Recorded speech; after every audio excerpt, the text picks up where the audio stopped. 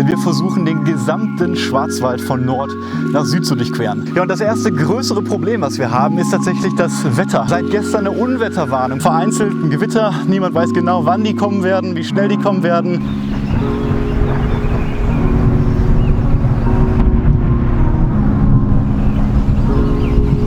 Wir haben uns kurz beratschlagt, was wir jetzt machen. Ich habe die Karten gecheckt.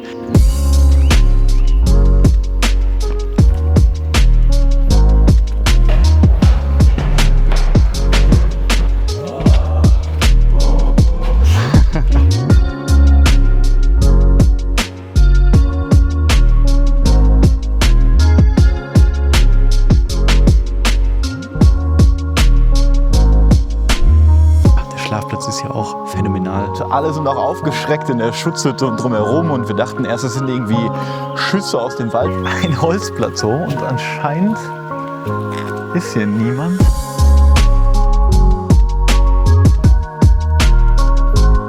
Aber es gab erhebliche Probleme mit meiner Neo Air X-Lite Isomatte.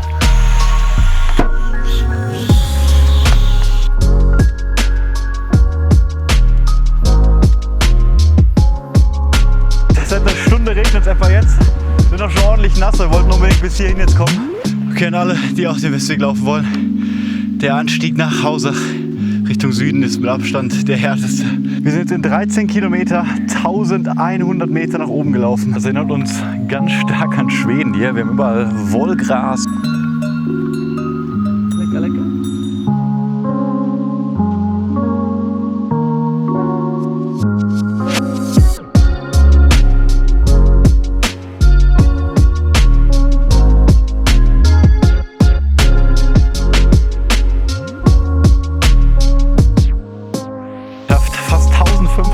Und die Aussicht, wie ihr seht, wann die nächste Hütte kommt, ist auch ungewiss. Deswegen gerade so ein bisschen Abenteuermodus wieder, aber nein, wir sind hier mitten im Wald und es sind auch hier Verbotsschilder, dass das ein kameraüberwachter Bereich ist.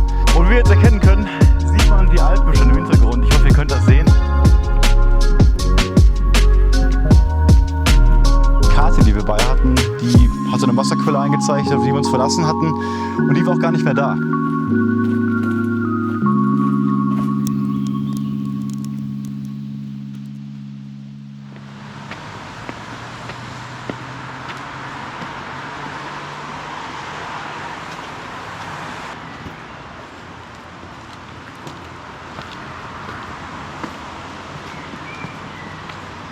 Willkommen zu einem neuen Video. Ich bin Robert Klink und wir schreiben den 4. Juni und zusammen mit Sebastian habe ich in den nächsten 12 Tagen ein ziemlich großes Abenteuer vor.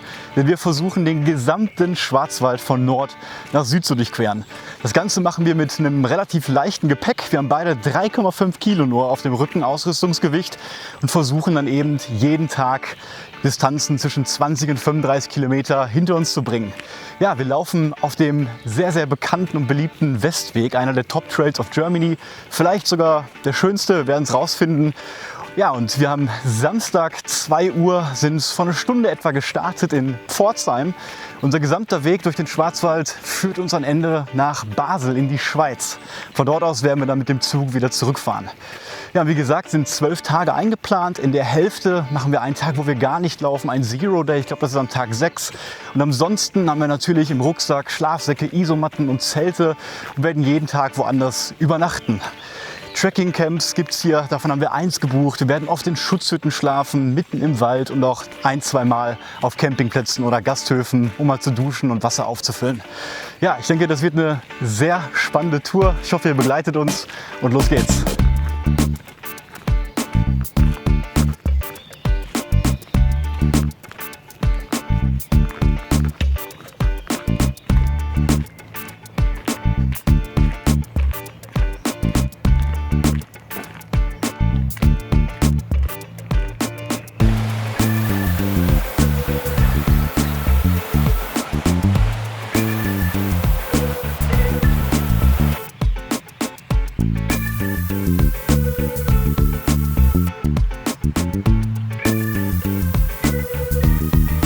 Ja, es wird insgesamt eine sehr anstrengende und schwierige Tour werden. Einerseits, weil wir natürlich sehr viel Strecke in überschaubarer Zeit zurücklegen wollen. Andererseits haben wir im Schwarzwald natürlich sehr, sehr viele Höhenmeter auch. Es wird oft passieren, dass wir auf über 1000 Meter laufen und auch heute haben wir schon 700 Höhenmeter zurückzulegen. Ja, und heute an Tag 1, am Samstag, ist quasi unser Einstiegstag. Wir hatten natürlich auch eine Anreise heute Morgen aus München und Essen.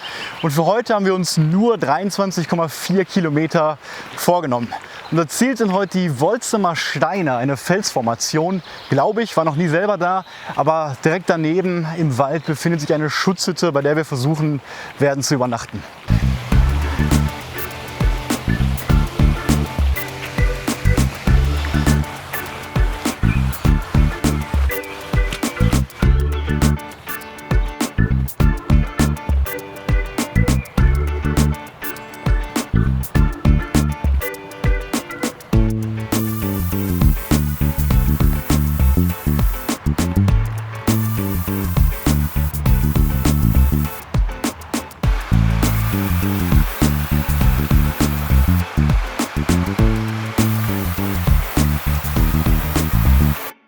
Und wie ihr seht, ist es hier schon richtig schön im Schwarzwald. So kennt man ihn, überall Bachläufe und auf der anderen Seite ja, felsige, moosbewachsene Wälder.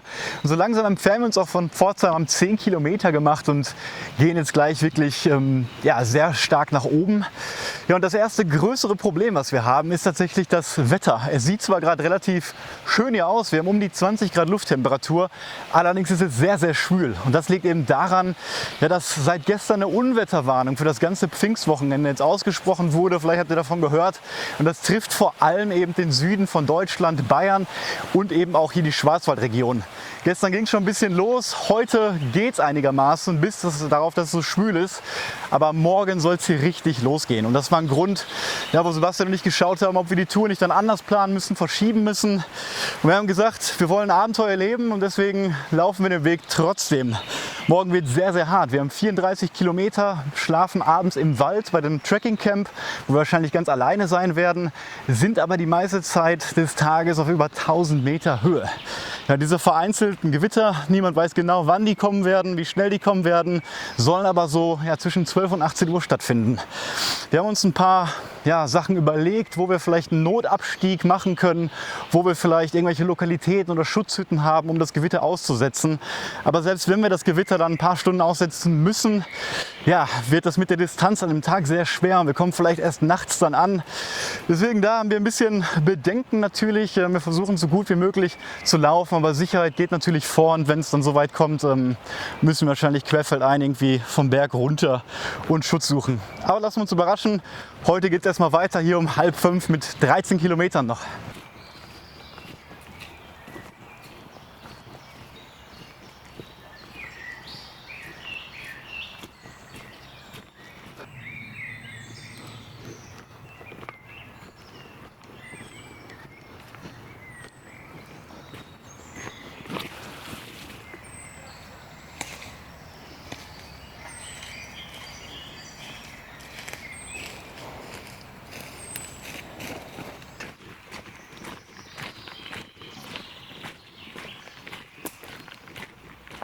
Mittlerweile schon 6:30 und wir sind 18 Kilometer gelaufen. Wir haben ein bisschen länger gebraucht, denn ja, gerade am Wegesrand saßen Angehörige des Schwarzwald-Wandervereins, alle mit einem Westweg-T-Shirt.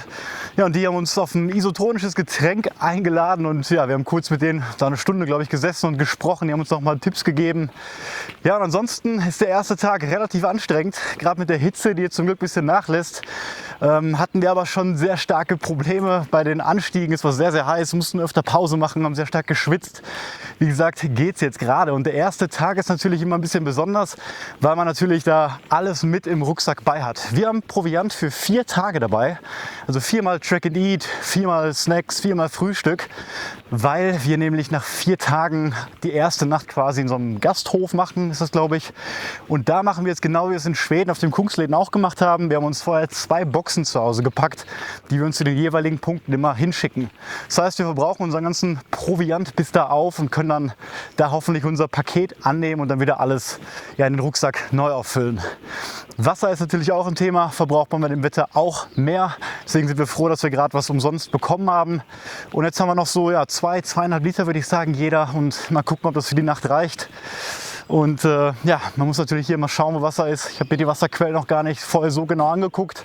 Wir haben natürlich die Wasserfilter auch dabei. Und ich denke mal, dass wir eigentlich auf zahlreiche Bäche hier stoßen werden. Deswegen alles gut.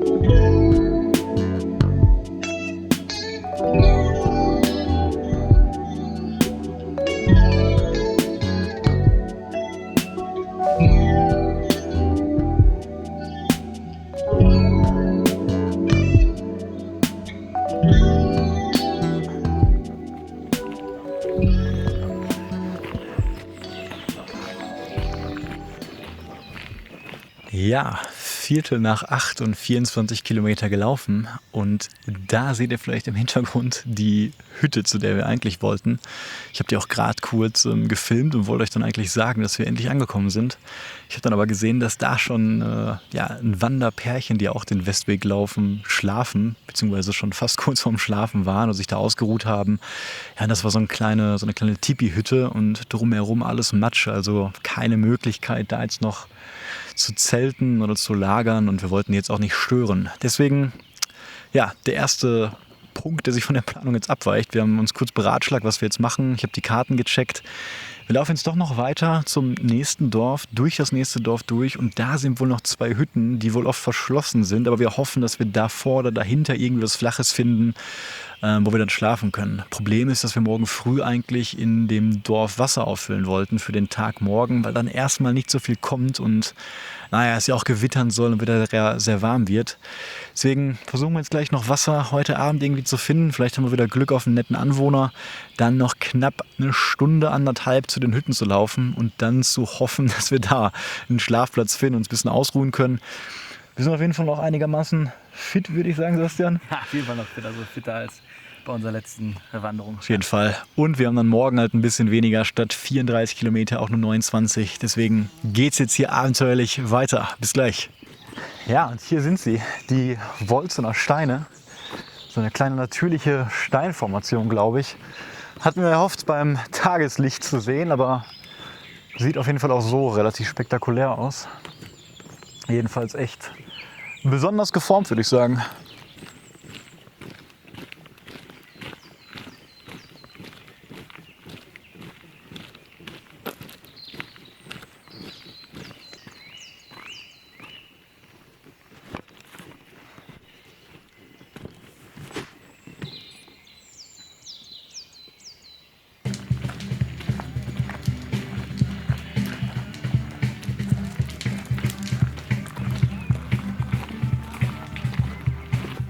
Ja, wir haben gerade Dobel größtenteils durchquert, bis jetzt noch kein Wasser gefunden.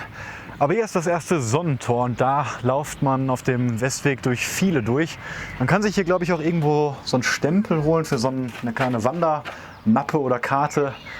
Und wir haben aber gesehen auf einer Karte, dass dort hinten gleich noch ein kleiner Friedhof kommt. Und daher hoffen wir uns natürlich jetzt, dass da noch ein Wasserhahn irgendwo ist und wir es auffüllen können. Von da aus ist es auch nicht mehr so weit. Wenn alle Stricke reißen, werden wir es versuchen, einfach mit dem Wasser zu rationieren und irgendwann morgen finden wir bestimmt was. Aber wäre natürlich schöner. Wir wollen ja auch noch kochen, einen Tee machen und da hat man immer ein bisschen ruhigeres Gewissen. Also mal schauen. Da kommt noch. Kommt was? Ja. Oh, sehr gut, das sieht gut aus. Ja, wir haben gerade schon eine Toilette hier gefunden, einen Wanderparkplatz. Die war allerdings verschlossen. Das war der letzte mögliche Punkt hier. Friedhof ist eigentlich nur bis 9 geöffnet, aber da hinten das Tor war jetzt noch auf.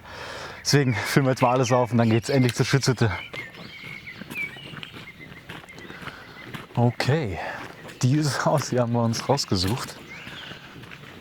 Da hinten ist noch eine Hütte, Sebastian. Könnten wir gleich auch mal schauen. Gucken wir uns das hier erstmal an. Kleine Veranda vorne. Sieht sehr verwunschen aus.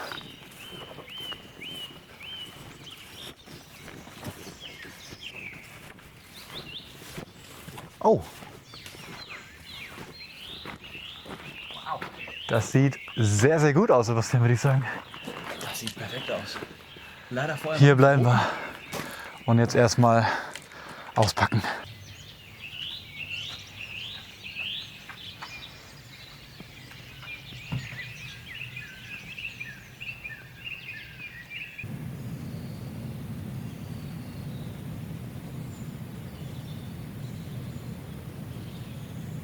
Ja, die Kocher laufen und wir haben auch ordentlich Hunger. War doch ein bisschen länger als gedacht heute für den ersten Tag. Auf jeden Fall ordentlich Kilometer, auch mit 800 Höhenmeter jetzt knapp, würde ich sagen.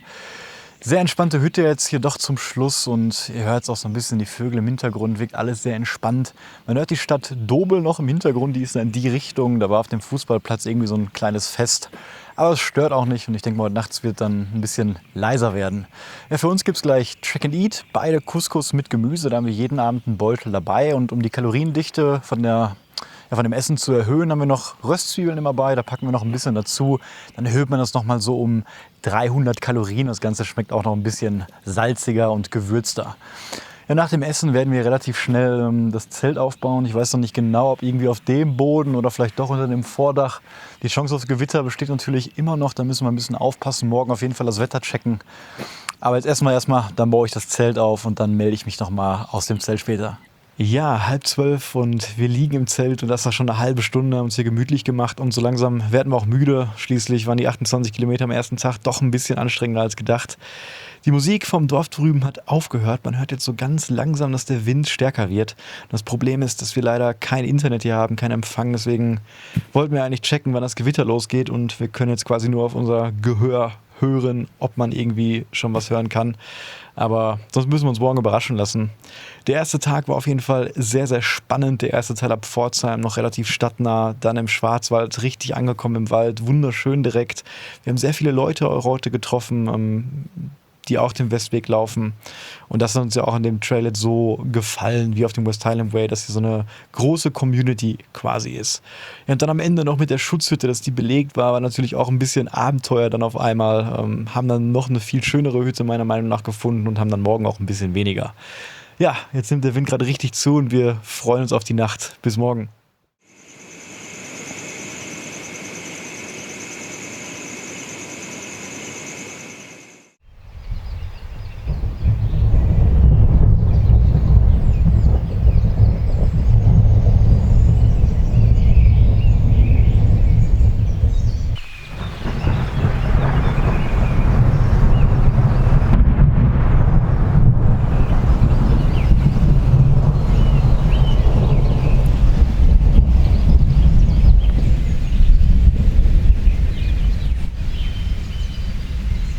Guten Morgen, hier um 8 Uhr am Sonntag. Wir haben die Nacht erfolgreich hinter uns gebracht. Und bis auf das kleine Erlebnis, das Gewitter um 5:30 vorhin, war es auch eine sehr gute Nacht, war sehr ruhig. Eine Person ist irgendwann hier nachts vorbeigelaufen, das haben wir gehört. Aber dann wurden wir eben ab 5 Uhr von dem Gewitter geweckt, lagen noch ein bisschen, haben gehört, wie das langsam näher kommt. Wir haben uns dann entschlossen, doch mal weg vom Steinboden auf die Bänke zu gehen, auf unsere Sitzkissen, uns hinzustellen, um halt ein bisschen Bodenfreiheit zu bekommen. Weil es kann immer sein, auch wenn der Blitz in so eine Schutzhütte einschlägt, dass noch ein bisschen was auf dem Boden quasi geht. Und war halt so eine kleine Sicherheitsmaßnahme, die wir getroffen haben. Dann haben wir weiter geschlafen bis um 7:30 und jetzt, wie gesagt, um 8 Uhr laufen wir gleich los. Das Wetter ist gerade echt super, hat aufgehört zu regnen, man hört keinen Donner mehr, aber es wird den ganzen Tag vereinzelte Gewitterzellen über den ganzen Schwarzwald geben. Wir hoffen, dass wir den größtenteils irgendwie ausweichen können und uns immer gut schützen können auf jeden Fall. Ja, 29 Kilometer stehen an und jetzt laufen wir mal los.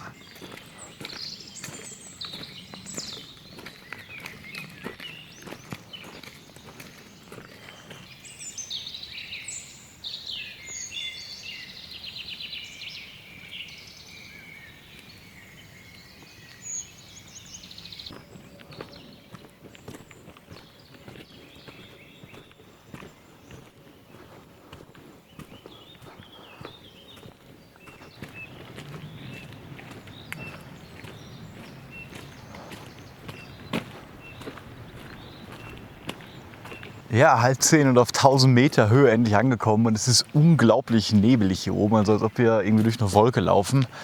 Und obwohl es da hinten sehr hell ist im Hintergrund, ist es irgendwie auf der anderen Seite sehr dunkel und es wird gerade auch ein bisschen windiger. Wir machen unsere erste Pause hier gerade nach 4 Kilometer, trinken kurz einen Kaffee und frühstücken und dann geht's erst weiter. Und ich habe mich gestern übrigens vertan, wir schlafen nicht heute an einem Trekking-Camp. Das wollten wir ursprünglich eigentlich, aber das war leider schon alles ausgebucht.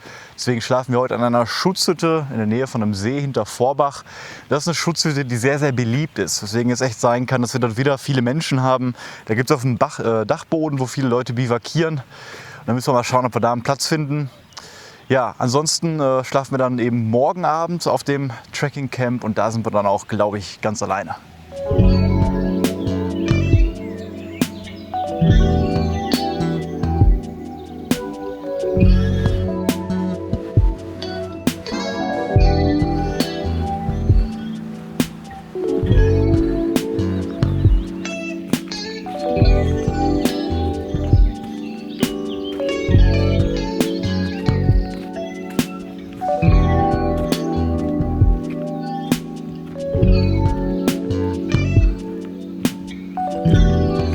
Wunderschön hier gerade das Stück im Schwarzwald. So sieht es auch später im Südschwarzwald wahrscheinlich aus. Der Boden hier richtig mit Steinen bedeckt und ja, links moosige Felsen, rechts geht's runter. Wunderschön, so kann es gerne bleiben. Und natürlich auch sonnengeschützt, die übrigens gerade ein bisschen rauskommt. Ja, super Trinkbrunnen hier. Fließt nicht ganz so schnell, aber endlich mal eine schöne Quelle, auch ohne kein Trinkwasserschild. Hier werden wir jetzt mal unsere 6 Liter Wasser auffüllen.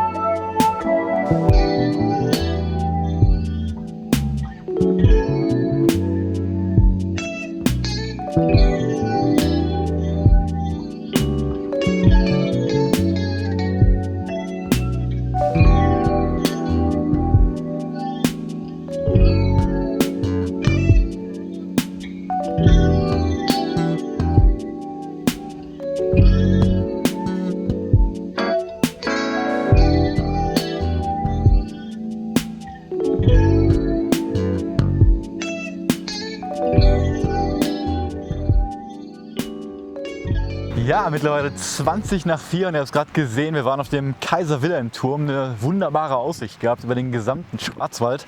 Und ich habe mich länger nicht gemeldet, wir haben nur noch 10 Kilometer heute zu laufen, haben schon, ja, ich glaube 24 Kilometer jetzt gemacht und wir gehen gerade runter, wir sind sehr lange auf 1000 Meter Höhe gelaufen und hier gehen jetzt so Serpentin nach unten, nach Vorbach. Von da geht es dann nochmal richtig steil nach oben zu unserer Schutzhütte für heute Nacht.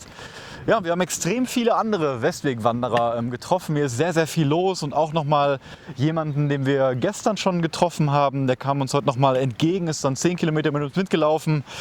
Ja, hatte viele kühle Getränke für uns dabei, war auf jeden Fall sehr entspannt. Ja, und wir freuen uns jetzt nach Vorbach runter zu gehen, weil gerade, vielleicht hört ihr das so ein bisschen, hat der Wind wieder zugenommen. Da kam auch gerade eine schwarze Wolke einmal. Bis jetzt ging es eigentlich mit dem Wetter. Manchmal war ein bisschen ja, Regen da, aber in Vorbach müssen wir noch Wasser auffüllen und dann geht es los zur Schutzhütte.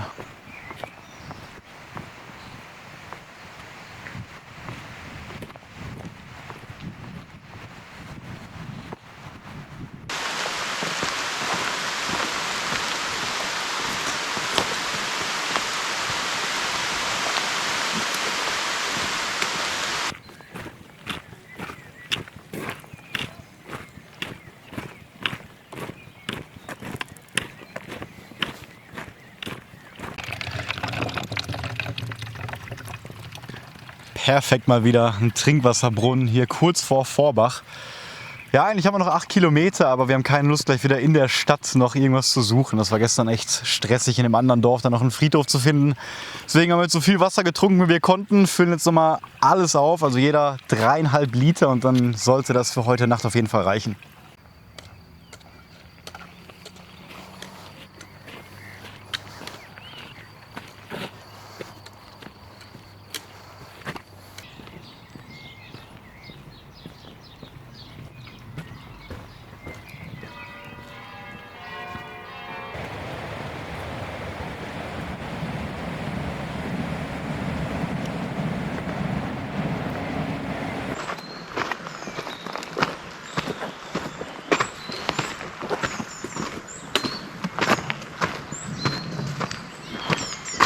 Ja, 6:15 und wir sind gerade richtig fertig, nachdem es dann zu Vorbach irgendwie von 1000 Meter auf 150 runterging. Da sind wir über eine Stunde nur bergab gelaufen.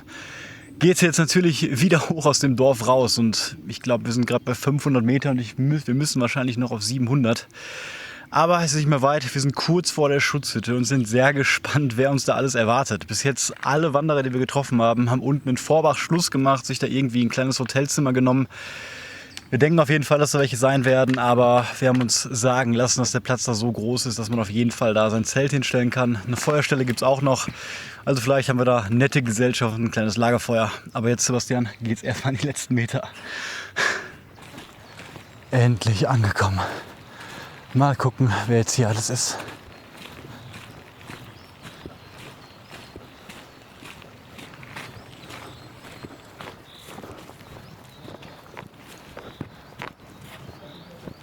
Endlich angekommen, hier auf 745 Meter an der Wegscheidhütte. Ja, und wie gedacht sind da schon ein paar Leute in der Hütte. Auch die Hütte hat einen Dachboden, der ist schon belegt, ist aber kein Problem. Wir werden uns hier eine flache Stelle suchen, vielleicht auf dem Sand hinter mir.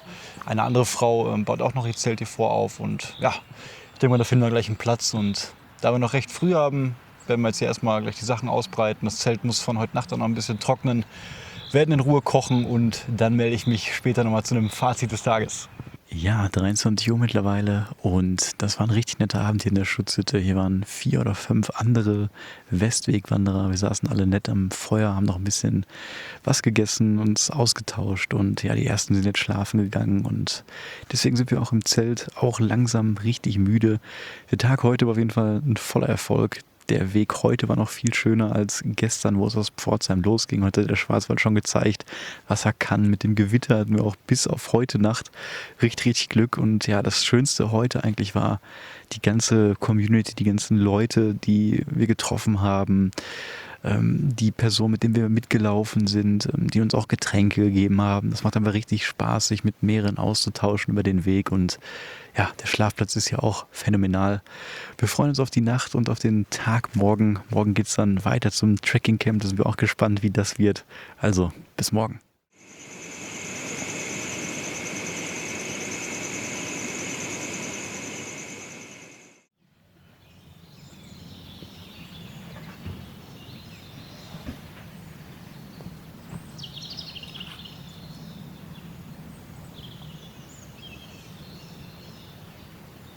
Ja, willkommen hier am Sonntagmorgen zu Tag 3. Wir haben richtig gutes Wetter, schon 9:30 sind ein bisschen später losgelaufen, haben volle 8 Stunden ausgeschlafen und waren dann gerade auch die letzten, die da aufgebrochen sind.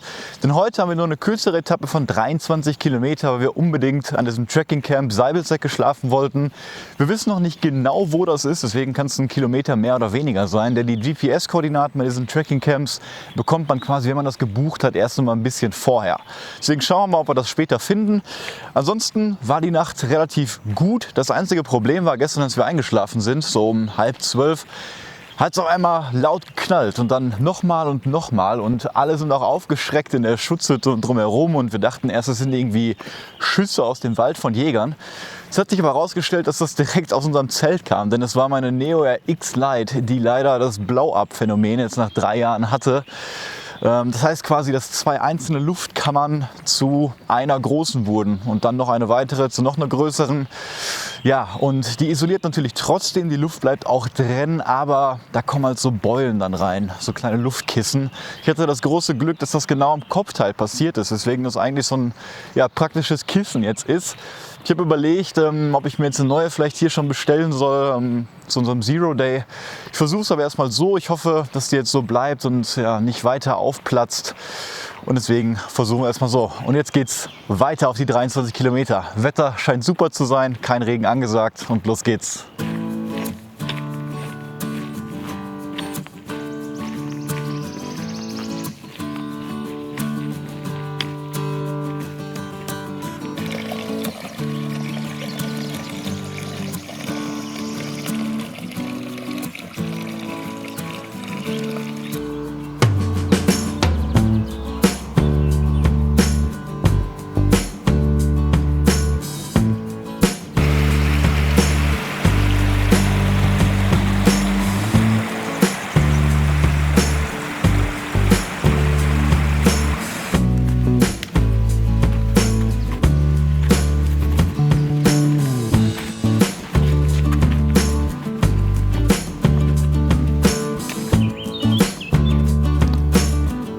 würde sagen, das sind mal perfekte Frühstücksbänke.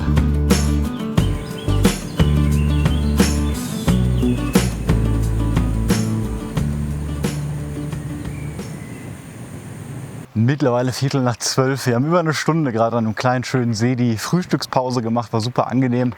Jetzt ging es gerade noch mal ordentlich nach oben. Wir laufen nämlich gerade auf die Badener Höhe zu. Dort steht auch eine Schutzhütte und da sind wir auf jeden Fall auch über 1000 Meter.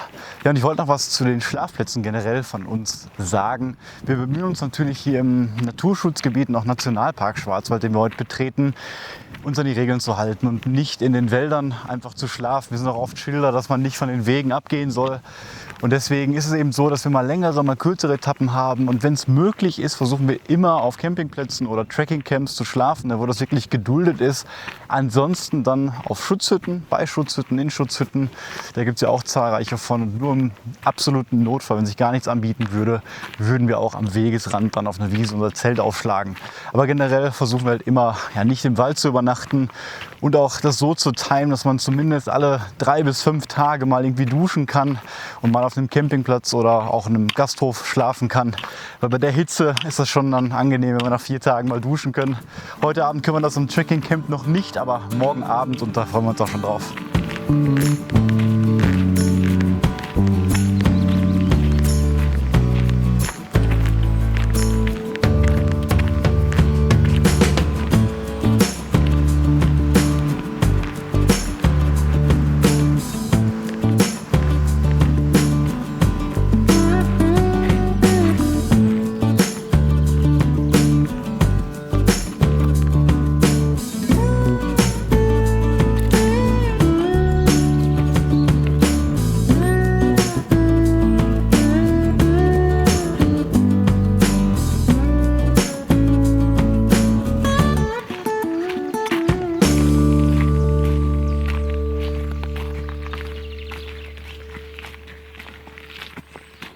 20 nach 2 und wir haben echt gut Strecke gerade zurückgelegt. Wie ihr gesehen habt, haben wir jetzt offiziell auch den Nationalpark Schwarzwald erreicht und da ist zum Beispiel auch verboten, komplett mal irgendwie vom Weg abzugehen. Man darf also wirklich nur auf dem Pfad laufen. Und dadurch war das so eine riesengroße Wanderautobahn, würde ich es mal nennen, wo der Boden ja ungefähr eigentlich so wie hier war die ganze Zeit. Man kam natürlich extrem gut voran, aber nicht so angenehm für die Füße. Dafür war die Umgebung aber wirklich sehr, sehr schön. Der ganze Wald links und rechts. Super angenehm. Und dann haben wir lange eine Bank mal gesucht, weil der Anstieg auch nicht ohne war. Und ja, haben überlegt, ob wir uns irgendwann einfach auf den Boden setzen. Dann hat es kurz angefangen zu regnen, sind wir doch noch weiter. Und jetzt sind wir hier, diese wirklich einfache, aber schöne Bank gefunden mit der prima Aussicht im Hintergrund. Hier machen wir nochmal eine kleine Pause und dann geht's weiter.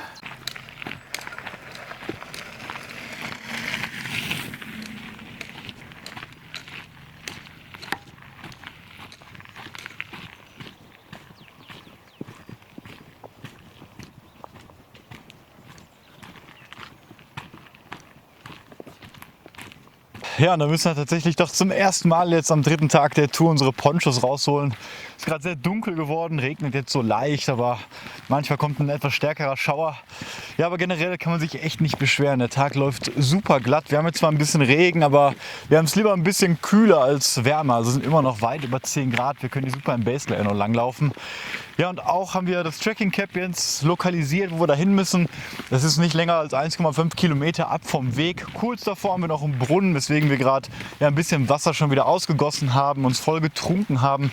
Haben jetzt auch einen halben Liter für die letzten 12 Kilometer. Ja, und die offizielle Etappe endet anscheinend so 4 Kilometer vor unserem Trekking-Camp an einem Hotel, Berghotel. Und da gibt es auch Gastro und Restaurant und ja, da wir erst 3 Uhr oder sowas haben und wahrscheinlich schon in den nächsten 2 Stunden ankommen werden wir uns da wahrscheinlich ein bisschen reinsetzen, bevor wir dann zum späten Abend nochmal das Wasser auffüllen und dann zum Camp gehen. Aber jetzt geht es erstmal auf diesen Bergkamm weiter und bis auf 1200 Meter Höhe später.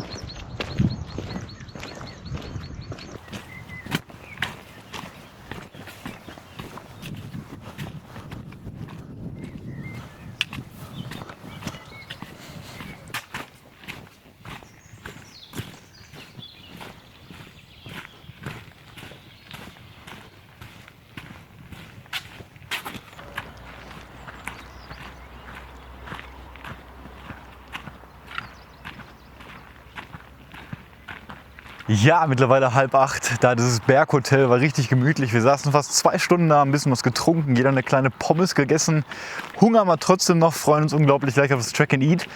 Ja, und jetzt laufen wir einen Kilometer zu einem Brunnen und hoffentlich gibt es da auch Wasser, aber wir haben gar nichts mehr bei. Sonst müssen wir im Zweifel nochmal zurücklaufen und dann werden wir unser Trekking Camp ausfindig machen. Und ich glaube auch, dass wir dann nicht alleine sind, sondern immer 2 Parteien darauf schlafen. Deswegen hoffen wir mal auf nette Nachbarn und wir sind sehr gespannt. Unsere erste Nacht auch auf einem Trekking Camp. Ein kleines Plateau aus Holz wohl im Wald. Manchmal gibt es noch eine Bio-Komposttoilette dabei. Und schauen wir mal. Ich denke mal, 1 Stunde werden wir noch brauchen oder 1,5. Und dann pünktlich zur Abenddämmerung unser Zelt aufbauen. Bis gleich.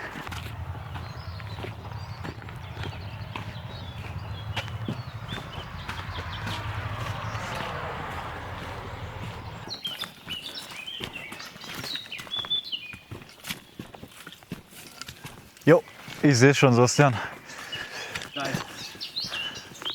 Ein Holzplateau und anscheinend ist hier niemand. Mäuse nagen sich durch die Zeltwand, das wissen wir. Ja, ich würde sagen, hier schlafen wir. Endlich mal eben Untergrund. Keiner rutscht weg. Ja, wir haben es gefunden hier um 20 vor 9, unser erstes Trekking Camp und ist wirklich noch viel besser als ich dachte. Also ich habe gedacht, es gibt ein großes Holzplateau, aber hier in dem kleinen Wald versteckt, wirklich mitten zwischen den Bäumen und Büschen, gibt es 3 einzelne Plateaus. Eins ist belegt, die haben ordentlich Abstand. Man kann sich hier super ausbreiten, man kann die Sachen auch ein bisschen aufhängen und wir sind hier wirklich unter diesen Bäumen, also es ist richtig gemütlich heute Nacht. Da oben hinten, wirklich so 50 Meter weg, ist noch so eine kleine Toilettenhütte. Da gibt es ein Zahlenschloss, da haben wir einen Code per E-Mail bekommen nach der Buchung, da können wir auch noch reingehen. Ja, und ansonsten oben beim Brunnen, da konnten wir das Wasser zwar nachfüllen, aber vielleicht seht ihr das, es ist sehr trüb irgendwie, also wirklich die erste trübe Quelle, die wir hier gefunden haben. Deswegen filtern wir es gleich nochmal durch und bauen dann hier unser Zelt auf. Und falls ihr das auch mal machen wollt, würde ich euch auf jeden Fall empfehlen, ein freistehendes Zelt zu nehmen. Ihr könnt natürlich keine Heringe hier in das Holz reinmachen. Man könnte natürlich auch, wenn es nicht regnet, einfach mit der Isomatte hier bivakieren, das würde auch gehen. Aber ja, wenn man zelten will, wäre auf jeden Fall ein freistehendes Zelt angedacht. Ja, und wie gesagt, wir machen uns gemütlich, bauen das Zelt auf und dann kochen wir noch was Leckeres und dann melde ich mich gleich nochmal.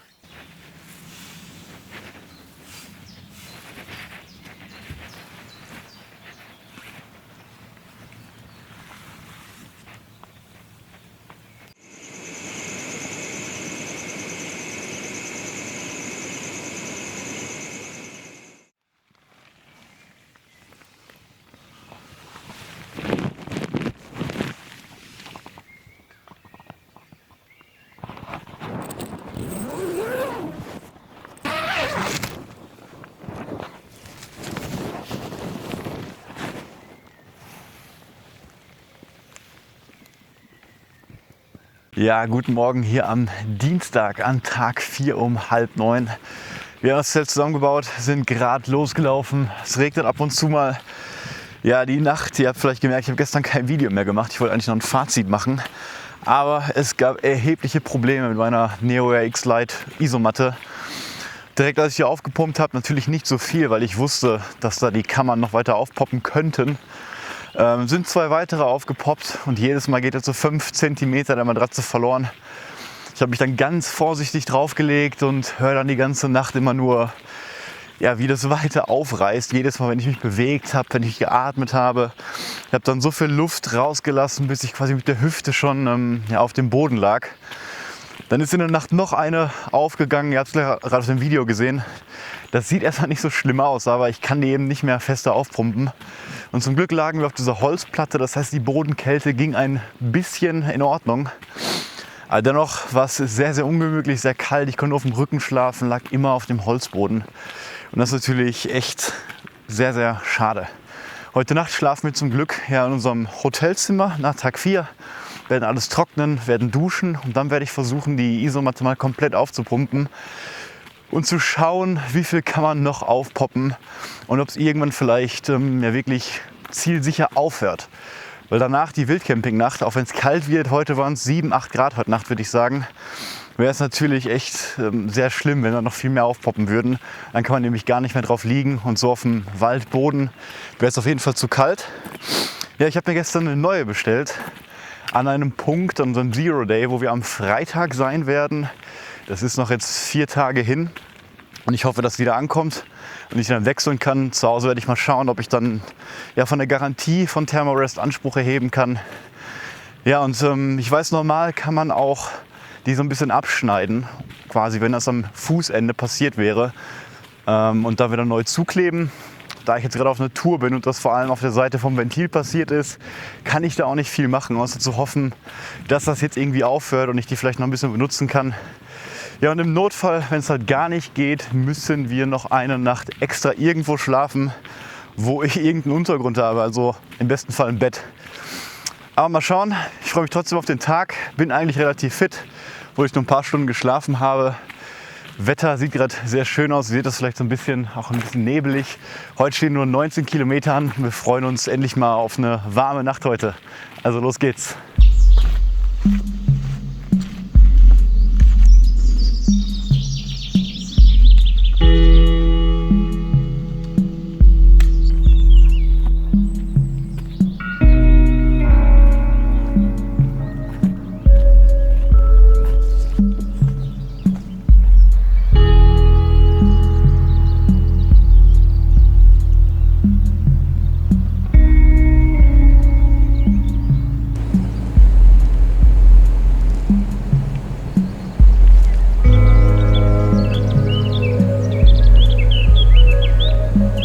Ja, hi zusammen. Sebastian, ihr kennt ja meine Stimme wahrscheinlich aus dem Podcast. Ich wollte mich auch mal zu Wort melden. Wir sind jetzt schon gut 5 Kilometer unterwegs, haben auch vorhin in einer Darmstädter Hütte ein kleines Frühstück eingelegt. Das war echt super. Und jetzt müssen wir noch gut 14 Kilometer machen, bis wir am Hotel endlich ankommen. Und jetzt werden wir auch ein bisschen Gas geben, weil wir hoffen, dass wir dann auch ein bisschen früher ankommen. Wir wollten noch ein paar Sachen wirklich reparieren, die ein bisschen Schaden genommen haben. Und für mich ist der Trip ein mega Erfolg. Ich habe jetzt auch mal einen neuen Rucksack dabei, den Atom Packs. Und das ist natürlich Weltenunterschied zu dem Gear for Free, den ich auf dem Kunstläden dabei hatte. Super coole Fächer und mit dem Fanny Pack, den ich hier dabei habe, sind wir dann so bei 48 Liter. Passt auch jetzt für so einen Trip super. Und generell Wehwehchen eigentlich nicht, außer ein bisschen die rechte Kniekehle. Mit den Schuhen, mit den Ultra Lone Peak 5, die sind extra breit vorne, komme ich auch super voran und habe da noch keine Blasen. Ja, und jetzt werden wir erstmal weiter Gas geben und uns dann zum späteren Zeitpunkt nochmal melden.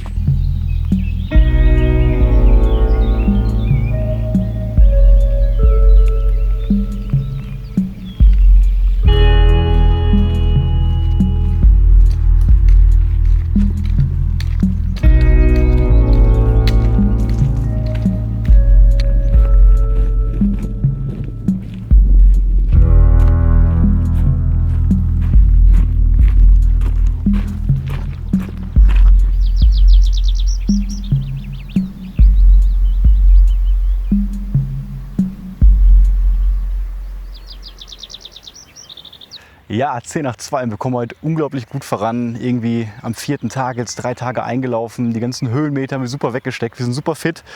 Und wir haben auch seit dem Frühstück keine einzige Pause mehr gemacht und sind einfach durchgelaufen, weil wir so viel Energie haben. Und deswegen jetzt um 10 vor 2 haben wir knapp 20 Kilometer schon gemacht. Und wie ihr im Hintergrund seht, das mit dem roten Dach ist die Zuflucht, wo wir jetzt endlich ankommen und übernachten werden. Ist auch ganz gut, denn gerade wird es auch ein bisschen dunkler. Bis jetzt hatten wir noch keinen Regen, aber man merkt schon, dass es ein bisschen kühler wird. Ja, jetzt haben wir verschiedene Dinge zu organisieren. Einerseits wartet da hoffentlich das erste Care Package, das Paket auf uns, wo wir wieder die Ration für die nächsten 3 Tage mit haben. Deswegen wahrscheinlich kamen wir auch so gut voran, weil wir wenig Wasser mit hatten, schon das meiste gegessen haben. Wir haben nur noch was für heute Abend dabei. Das werden wir irgendwie auf dem Zimmer kochen. Ja, und ansonsten ist es natürlich super, dass wir da auch eine Dusche haben, die Sachen trocknen können. Ich werde mich um meine Matratze gleich mal in Ruhe kümmern und schauen, ob ich damit überhaupt noch eine Nacht schlafen kann oder wir vielleicht irgendwie eine Planänderung machen müssen. Aber wie gesagt, viel zu organisieren. Jetzt gehen wir erstmal rein, schauen, ob das Paket da ist und schauen uns unser Zimmer an.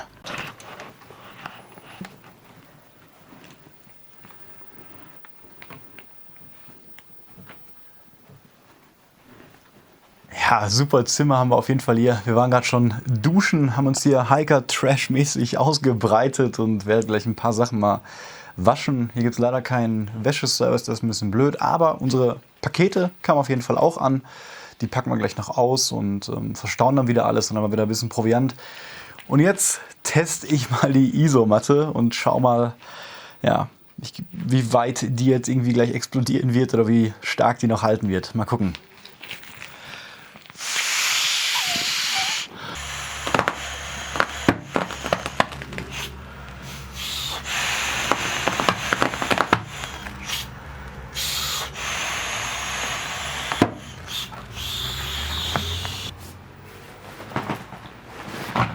Nee.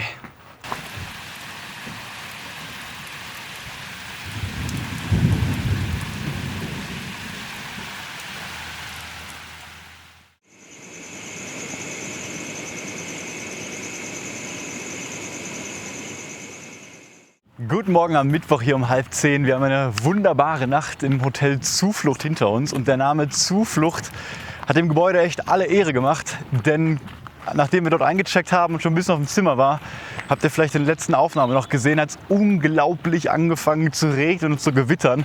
Und wir konnten aus unserem schönen warmen Zimmer beobachten, wie weitere Westwegwanderer dann nach und nach aus dem Wald klatschnass kamen und dort auch Zuflucht gesucht haben. Und da hatten wir natürlich riesig Glück, dass wir noch im Trockenen dort ankamen und wirklich den Tag heute dafür gewählt haben, drin zu übernachten. Und das ist einer der schönen Dinge, finde ich immer, beim Trekking oder Ultraleicht-Trekking. Man schläft 3 Tage wirklich in der Wildnis und dann, wenn man so ein einfaches Hotel auch noch hat, ist das so ein unglaublicher Luxus, dann mal wieder alles trocknen zu können, duschen zu können, im Bett zu liegen. Das macht unglaublich Spaß. Dann hat man auch noch ein leckeres Frühstück heute und deswegen sind wir jetzt gerade erst losgelaufen. Ja, und ihr habt es auch gesehen, mein Luftmatratzentest. Ja, da ist die Luftmatratze leider durchgefallen. Also ich kann die auf jeden Fall nicht mehr heute Nacht verwenden. Wollte die noch einmal auf Herz und Niere testen, damit das nicht irgendwie bei der Wildcamping-Nacht passieren würde. Ja, und original wären heute 30 Kilometer geplant gewesen und dann hätten wir an einem sehr schönen Holzplateau, auch in einer Hütte geschlafen, die einen wunderbaren Ausblick hat. Und morgen wären ebenfalls 30 Kilometer zu unserem Zero Day geplant gewesen. Ja, aber da ich meine Luftmatratze quasi erst Freitag bekomme, ich habe mir die wieder aus Bonn vom Walk on the Wild Side Store neu bestellt, wieder eine Thermarest Neo RX Lite. Und die wird uns per Eilexpress zugesandt zu unserer Zero Day Location und deswegen ja, ist eine Nacht draußen heute für mich nicht möglich. Ich möchte nicht einfach ohne Matte auf dem Boden schlafen. Und deswegen mussten wir ein bisschen umplanen, gucken, wie wir vielleicht noch schlafen können. Und wir haben eine kleine andere Zuflucht, einen Gasthof gefunden, der allerdings von heute in Hausach liegt. Und das sind 36 Kilometer. Das Gute ist, dass wir nur ein bisschen Höhenmeter nach oben zumindest haben. 600, dafür 1100 nach unten. Und 36 Kilometer ist natürlich auch schon eine Ansage.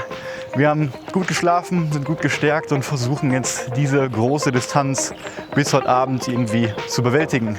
Dazu soll es, das hat uns gerade der Mann an der Rezeption gesagt, ab 16 Uhr wieder regnen und gewittern. Wir hoffen, dass wir dann schon ein bisschen tiefer sind. Aber es wird ein sehr anstrengender Tag und wir versuchen anzukommen.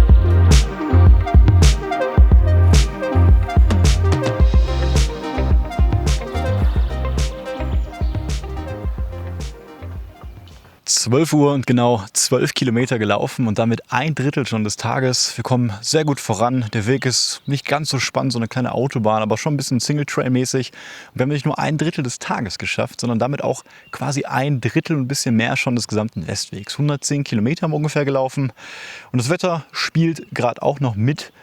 Wahrscheinlich, wie gesagt, wird es später ein bisschen duster werden und ich denke, wir werden auf jeden Fall durch den Regen laufen müssen. Ich hoffe mal nicht, dass wir uns ein paar Stunden vom Gewitter schützen müssen, weil allzu spät am Hotel ankommen wäre auch nicht so schön. Manchmal gibt es da Probleme dann beim Einchecken, wenn man erst irgendwie nach 10 Uhr kommt.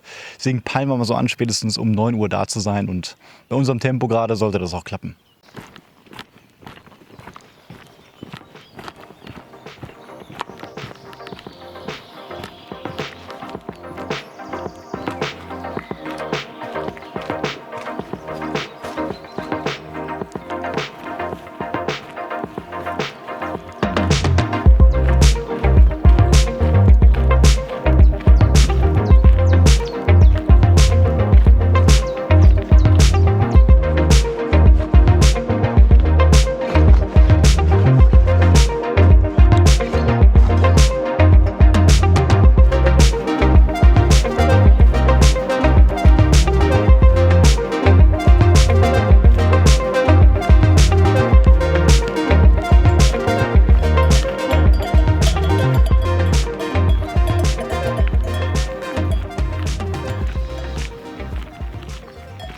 Heute haben wir uns vorgenommen, jede 6 Kilometer Pause zu machen. Und das hier gerade mitten im Wald mit einer super Aussicht ist unsere 4. Pause. Das heißt, dass wir schon 24 Kilometer geschafft haben. Wir haben 15 Uhr mittlerweile. Und heute geht der Tag wirklich schnell rum. Die Kilometer fliegen nur so weg. Irgendwie hat man manchmal so Tage beim Trekking, wo man super energiegeladen ist. Und davon ist auf jeden Fall heute ein Tag. Bis zur ersten Hälfte waren wir wirklich super schnell. Jetzt langsam, werden wir ein bisschen langsamer, aber ist auch nicht schlimm. Der Weg an sich ist heute super schön, lässt sich sehr gut laufen. Es gibt sehr wenige Auf- und Abstiege, aber wenn sie kommen, dann sind sie schon sehr, sehr steil. Gerade die Abstiege mit 1100 Meter runter heute, ja, tut manchmal schon ein bisschen weh in den Knien und den Füßen. Und gerade zum Finale heute, wenn wir dann ins Dorf runtergehen, nach Hausach heißt das, glaube ich, da wird es nochmal richtig runtergehen. Ja, die letzte und finale Pause kommt in 6 Kilometer. Und da, wie gesagt, war unser eigentlicher Schlafpunkt gedacht, wo wir quasi wildcampen wollten an dieser Schutzhütte. Und das ist ein wunderschönes Plateau, wo man ein super Panorama hat. Und da freuen wir uns drauf, da werden wir die letzte Pause machen und dann hoffentlich irgendwann am Ziel ankommen.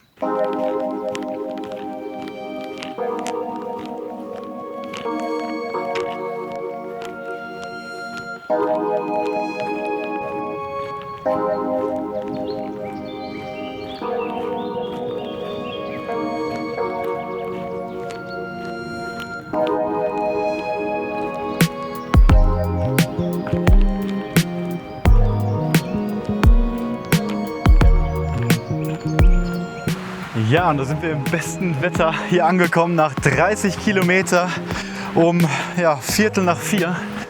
Und das ist die Hohenlochen-Hütte, heißt die, glaube ich. Und hier hatten wir eigentlich vor zu übernachten. Ein super Unterstand. Und hier hinten ist eine kleine Hütte nämlich, die manchmal auf ist. Tatsächlich. Und hier kann man sich natürlich wunderbar hinlegen, ausruhen. Man darf hier auch legal schlafen. Hat eine super Aussicht. Ja, wie gesagt, seit einer Stunde regnet es etwa jetzt. Sind auch schon ordentlich nass. Wir wollten unbedingt bis hierhin jetzt kommen. Und jetzt ziehen wir die Ponchos an und ab jetzt geht es auch nur noch runter. Da seht ihr das schon. Deswegen, ab jetzt kann das Gewitter gerne kommen. Wir verlassen jetzt diese Höhen hier und machen uns auf zu unserem Hotel. Wird auch Zeit. –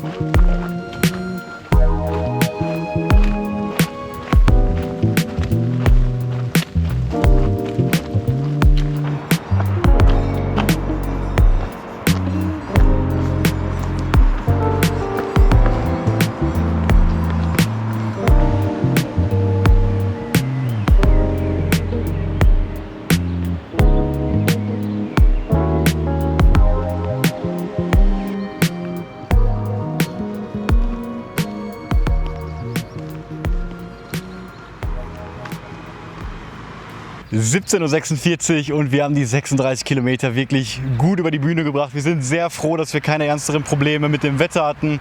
Kein Gewitter bisher, das kann jetzt kommen.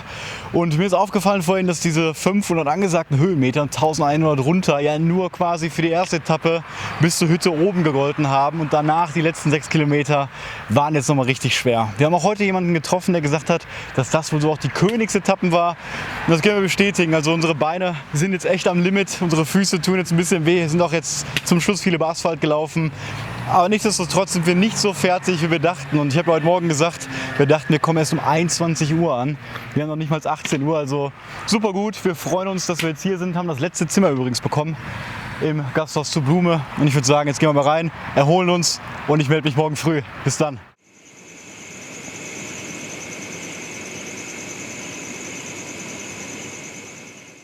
Willkommen hier am Donnerstagmorgen um 10 Uhr. Wir haben im Hotel Blume super gut geschlafen. Uns wurde auch gesagt, das ist so eine Art Hiker-Hotel, wirklich so ein klassisches Hotel hier am Westweg. Ist auch schon seit 150 Jahren im Familienbetrieb. Also war wirklich nett, sehr familiär. Klare Empfehlung, wenn ihr den Westweg lauft, stattet dem Hotel einen Besuch ab auf jeden Fall. Liegt auch direkt hier am Weg. Ja, wir haben ein bisschen länger geschlafen, auch uns beim Frühstück Zeit gelassen, deswegen sind wir ein bisschen später losgegangen. Gerade hat es noch geregnet, jetzt gerade hat es aufgehört. Und heute, weil wir ja schon gestern 6 Kilometer länger gemacht haben, haben wir eben nur 24 Kilometer. Und der 6. Tag, wie gesagt, nach 6 Tagen machen wir einen Tag Pause. Deswegen die 24 Kilometer versuchen wir mal relativ genüsslich heute zu laufen, nicht so wie gestern. Dann freuen wir uns auf unseren verdienten Zero Day. Und ihr seht schon hier das nächste Tor. Theoretisch kann man diese Punkte auch abstempeln mit so Maschinen. Haben wir leider zu spät gewusst und haben auch kein Heft dafür. Aber ich habe alle gefilmt, deswegen seht ihr, dass wir hier waren. Und jetzt geht's los zu unserem Apartment.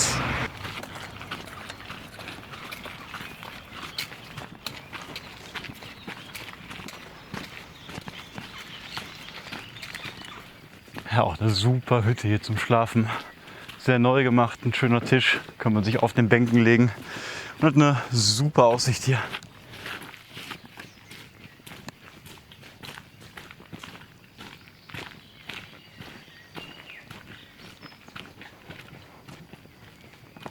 Okay, an alle, die auch den Westweg laufen wollen. Der Anstieg nach Hausach Richtung Süden ist mit Abstand der härteste, der bis jetzt war. Also wirklich, da war der Anstieg nach Vorbach ein Witz dagegen. Es geht unglaublich lange hoch und unglaublich steil. Wir sind super fertig und nach jedem Anstieg denkt man wirklich, es kann nicht noch höher gehen. Aber es geht immer noch höher. Hier ist jetzt eine Bank, die ist nämlich auch rar gesät hier. Und hier nach, weiß ich nicht, 5, 6 Kilometern machen wir unsere erste Pause.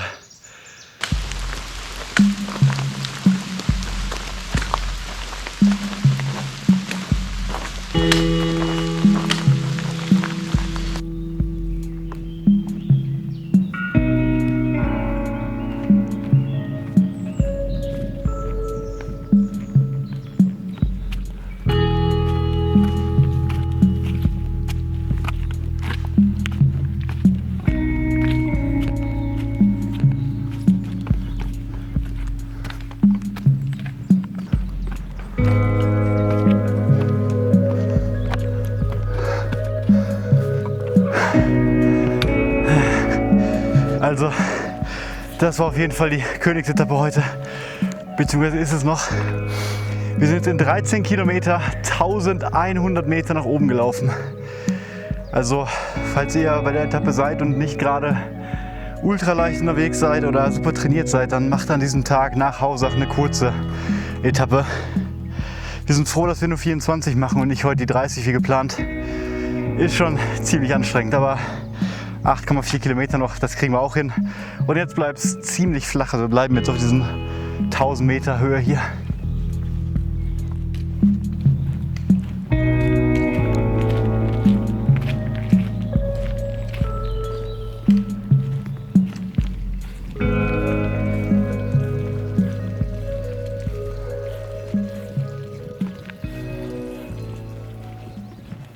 Halb 5 und das Wetter ist mal wieder super gut geworden. Vorhin hat es einmal geregnet, da mussten wir wieder die Ponchos auspacken, genau auch als wir die letzte Pause an diesem Brunnen gemacht haben.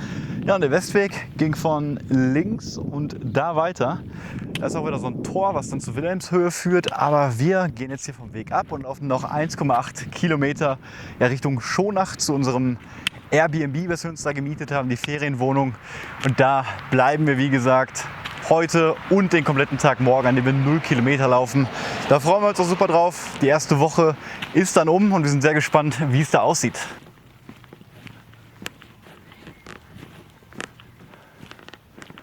Ja, Halbzeit. Wir haben es endlich geschafft. 6 Tage Laufzeit liegen hinter uns und dieses wunderbare Häuschen, finde ich, haben wir uns echt verdient. Alles top modern, viel aus Holz und wir haben einen kleinen Garten hinten mit einer kleinen Feuerstelle, wo wir vielleicht heute Abend noch ein kleines Feuerchen machen können. Wie gesagt, morgen werden wir uns hier nur ausruhen, weswegen ich auch morgen mal gar nicht filmen werde. Ja, und deswegen sehen wir uns erst übermorgen wieder zu Trailtag 7 und da geht's auf zum südlichen Schwarzwald. Und jetzt hören wir uns erstmal. Bis dann.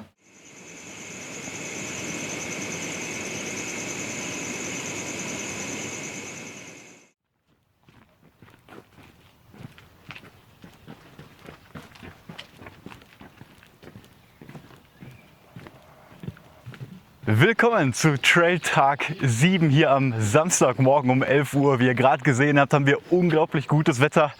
Ist natürlich sehr schön, wenn man ja vorher immer so Regen und Gewitter hatte, aber es ist dafür auch unglaublich heiß. Ja, die Pause gestern tat unglaublich gut. Wir lagen quasi nur faul den ganzen Tag rum, waren einmal einkaufen, haben so viel gegessen, wie es geht, also unglaublich. Ich habe ein bisschen Bauchschmerzen immer noch davon, aber ich denke mal, das geht gleich weg. Wenn man so 5.000 bis 6.000 Kalorien pro Tag beim Wandern verbraucht, da braucht der Körper echt schon einiges, um es wieder aufzuholen. Vor allem mit den Snacks und Rationen, die wir so mit haben, also 800 Gramm Nahrung pro Tag bei etwa 400 bis 500 Kalorien. Ja, da hat man so 3.500 bis 4.000 Kalorien und da herrscht natürlich ein leichtes Defizit, was man dann sehr gut an so einem Zero Day auffangen kann.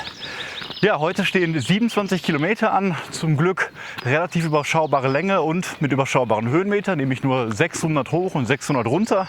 Unser Ziel ist heute der Wilde Michel und zum Glück gibt es da einen legalen Zeltplatz. Da zahlt man einen kleinen Betrag und kann dann sein Zelt quasi auf einem schönen Hof, glaube ich, auf einem Berg, auf der Wiese aufstellen und da freuen wir uns drauf, können natürlich bei dem Wetter auch wieder abends duschen, was sehr vorteilhaft ist. Ja, und wir haben uns, wie gesagt, sehr gut erholt, fühlen uns wirklich sehr, sehr fit, also wie am Anfang quasi, nur ein bisschen trainierter. Deswegen freuen wir uns jetzt weiter zu laufen und los geht's.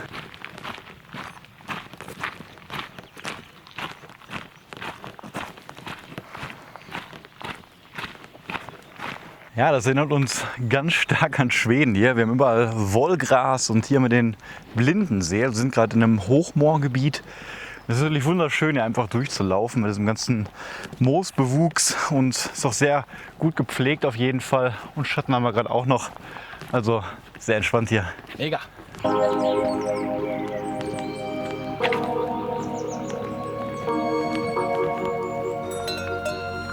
Lecker, lecker.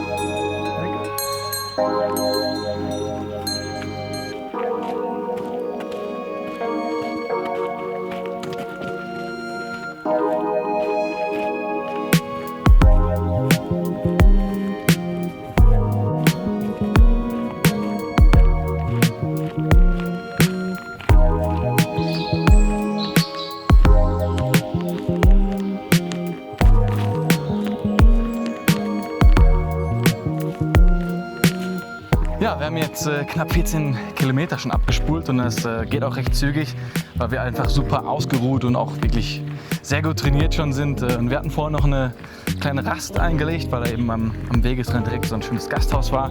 Da haben wir eine Cola getrunken. Ja, und jetzt laufen wir schön weiter, nähern uns dann dem Südschwarzwald oder sind schon teilweise im Südschwarzwald und man merkt halt ein bisschen auch, wie sich dann die Flora und Fauna schon ändert. Es sind noch mehr Steine im Wald, noch mehr moosbewachsene Flächen, also echt schön, echt wild und da freuen wir uns natürlich auch drauf. Generell ist es heute sehr warm oder wärmer als an den anderen Tagen und bisher war heute der Weg relativ viel auch auf Asphalt. Das heißt, es war schon gut warm heute, wir haben auch schon gut Wasser weggetrunken, aber ich denke, das sollte alles überhaupt kein Thema sein.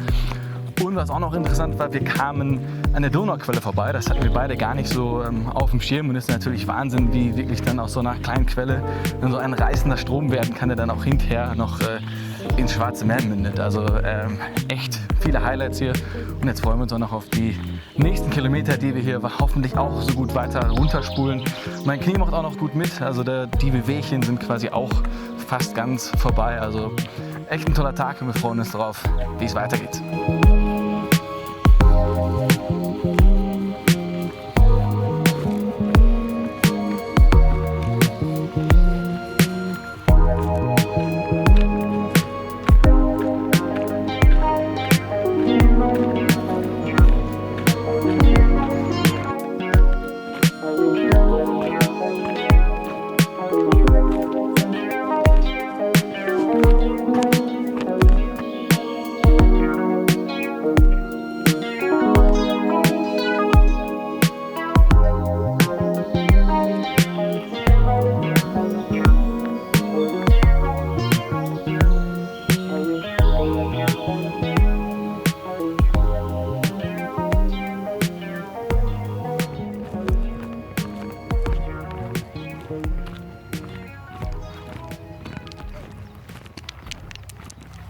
Zehn vor 6, so wie ihr gesehen habt, sind wir hier am Campingplatz angekommen. Am Wilden Michel, 2,5 Kilometer war es jetzt ab vom Westweg.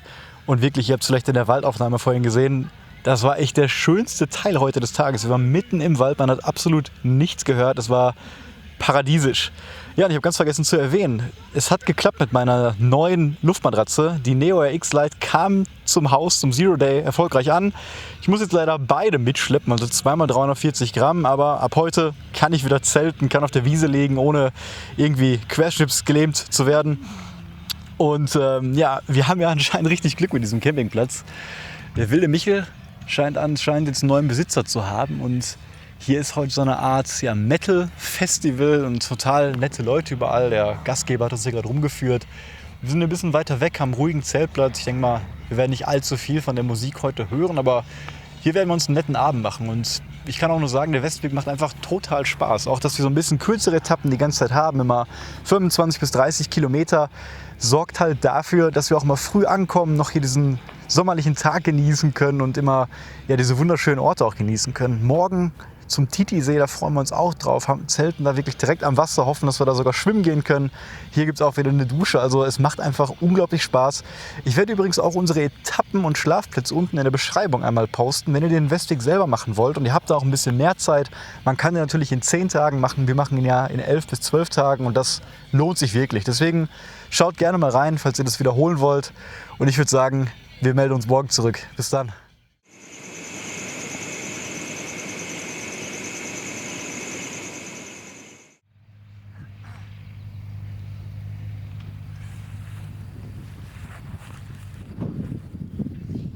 Guten Morgen hier an Trailtag 8, wieder mitten aus dem Wald. Wir haben 11 Uhr und Sonntag heute.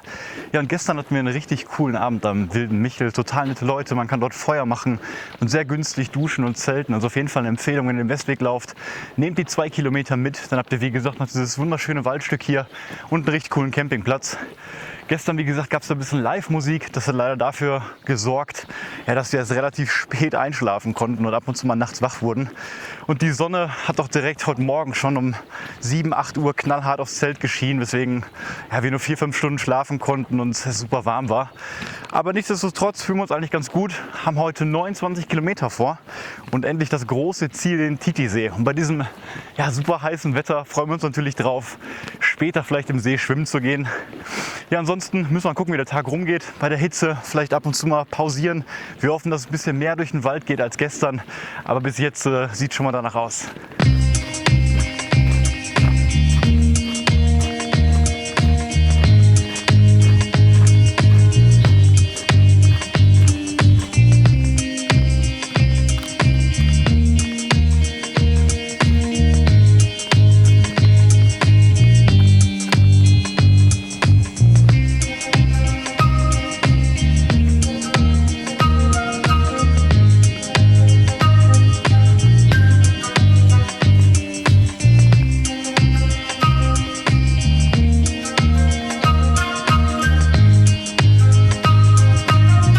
Ja, wir haben etwa die Hälfte geschafft. Man muss sagen, dass das heute wirklich ein Kampf ist und ausnahmsweise mal nicht so viel Spaß macht wie die anderen Tage.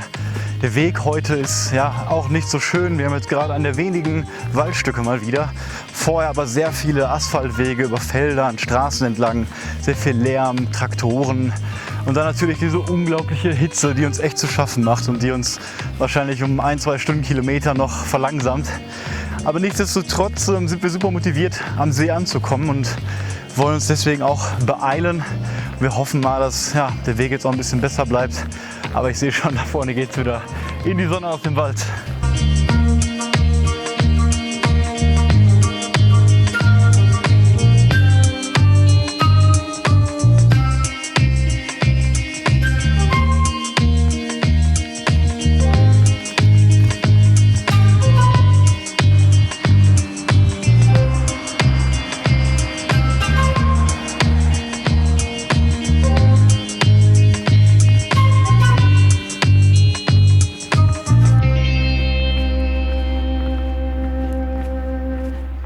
Wir haben es endlich geschafft. Wir sind angekommen am Camping Weierhof und ihr seht schon den Titisee. Wir haben einen super Spot hier bekommen, es sind so einzelne Plateauflächen.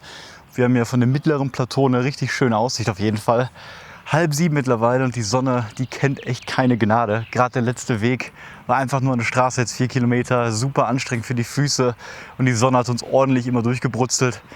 Sehr anstrengender Tag, wie gesagt, wir sind fix und fertig, wollen jetzt nur gleich einmal bezahlen. Vorne ist auch ein Kiosk und dann vielleicht im See schwimmen, wie wir es vorhatten. Oder einfach auch nur duschen. Alles tut jetzt gut. Ja, und jetzt werden wir den Abend ausklingen lassen und hoffen, dass die Sonne morgen früh nicht wieder so auf unser Zelt scheint, damit wir ein bisschen mehr ausschlafen können. Also, bis morgen.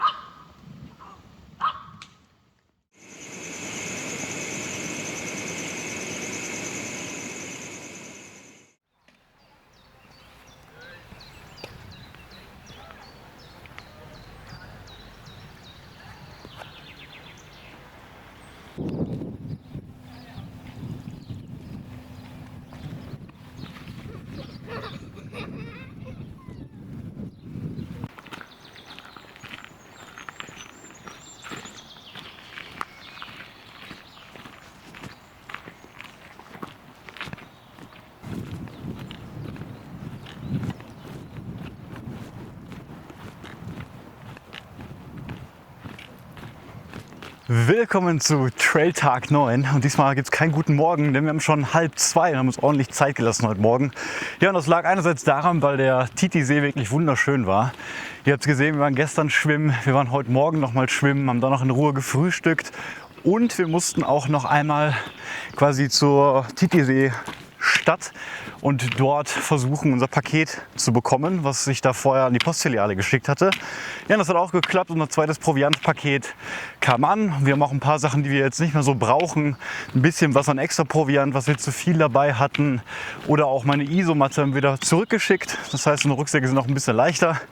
Ja, heute Nacht gab es nochmal ein richtig heftiges Gewitter. Zum Glück nicht ganz genau über uns rüber gezogen, aber war schon ordentlich. Deswegen waren wir froh, dass wir einen recht guten Zeltplatz auf dieser Schrägen hatten. Also da wäre es im Gewitter relativ ungefährlich gewesen. Heute ist wieder super warm, deswegen haben wir uns auch so ein bisschen Zeit gelassen, um die Mittagshitze ein bisschen zu überbrücken. Jetzt gerade ist es zwar immer noch super warm, aber wird wahrscheinlich langsam immer kühler. Ja, und heute stehen quasi nur 23 Kilometer an, aber auch mit ordentlich Höhenmeter, fast 1000 wieder. Denn heute geht es auf den Feldberg und ich glaube, dass das der höchste Berg hier im Schwarzwald ist. Ich glaube 1400 Meter oder sowas. Und dann auch wieder richtig rein in die Wildnis, denn die Campingplatzübernachtungen haben ein Ende. Heute und morgen werden wir wieder in Schutzhütten schlafen und heute ist es die Auerhahnhütte. Ich bin mal gespannt, wie viel da los sein wird und ich freue mich auf jeden Fall, wieder im Zelt zu schlafen und generell auf den Tag, denn ja, wir sind richtig ausgeschlafen und haben super Lust, hier gerade wieder in diesen schönen Wald zu gehen.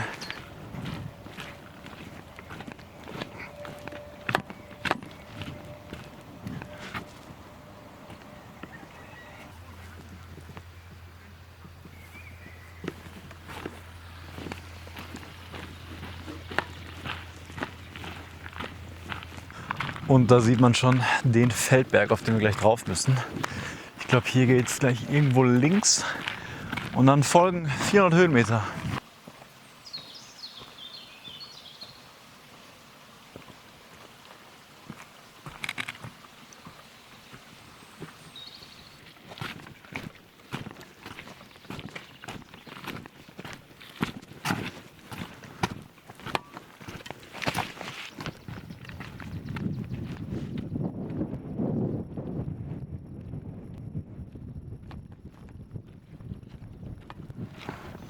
Halb sechs und wir haben es endlich auf den Feldberg geschafft. Fast 1500 Meter und die Aussicht, wie ihr seht, die unterscheidet sich auch schon deutlich von denen, die wir vorher im Schwarzwald hatten. Also wirklich super schön. Hier oben ist kein Baum weit und breit zu sehen, deswegen hat man eine super Aussicht.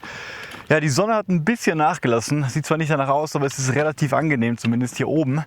Jedoch haben wir heute mal wieder ein paar Wassersorgen. Wir haben heute Morgen natürlich alles aufgefüllt, aber jetzt über die Hitze des Tages haben wir schon ganz schön viel verbraucht. Und ja, eigentlich hatten wir auch gedacht, dass noch eine Wasserquelle schon kam. Kam es ja noch nicht und wie gesagt, noch 8 Kilometer bis zur Schutzhütte. Da gibt es direkt an der Auerbachhütte keine Quelle. Deswegen hoffen wir mal, dass wir jetzt irgendwie bis dahin noch irgendwie einen kleinen Bach finden, einen Brunnen oder irgendwie ein Restaurant, wo wir nochmal was auffüllen können. Sonst müssen wir langsam anfangen, Wasser zu rationieren. Ich würde sagen, wir haben beide ja maximal 1 Liter, vielleicht 1,5 noch. Und das natürlich jetzt für den restlichen Tag plus Kochen abends, plus Frühstück vielleicht ein bisschen wenig. Aber mal schauen, wir laufen jetzt in den Sonnenuntergang.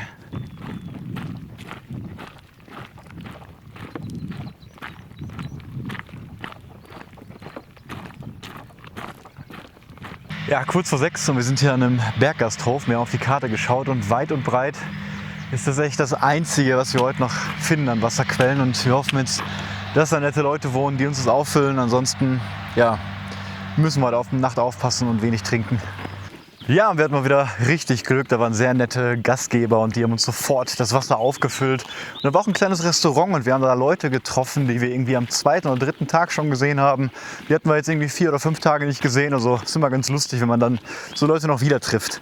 Ja, wir haben auch die Information vom Gastwirt bekommen, dass die Auerhahnhütte, zu der wir jetzt eigentlich wollen, in 2 Kilometern, durch Vandalismus so stark beschädigt wurde, dass sie anscheinend abgerissen worden ist.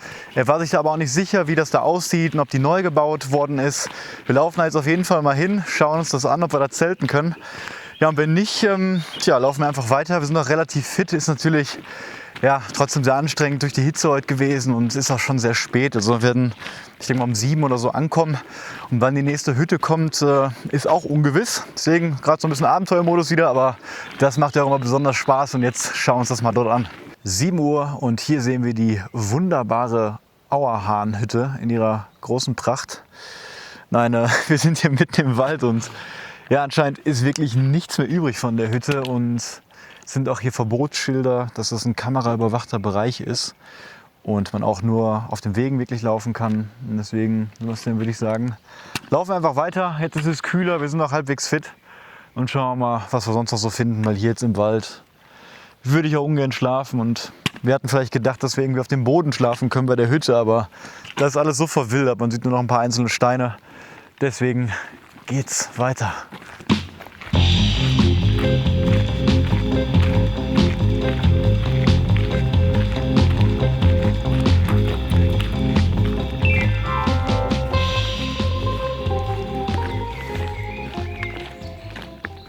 Ja, 10 Uhr mittlerweile und es hat sich richtig gelohnt, dass wir noch die extra 6 Kilometer gelaufen sind. Also insgesamt 30 heute, war dann doch ein bisschen härter und länger noch, vor allem mit dem Aufstieg zum Feldberg.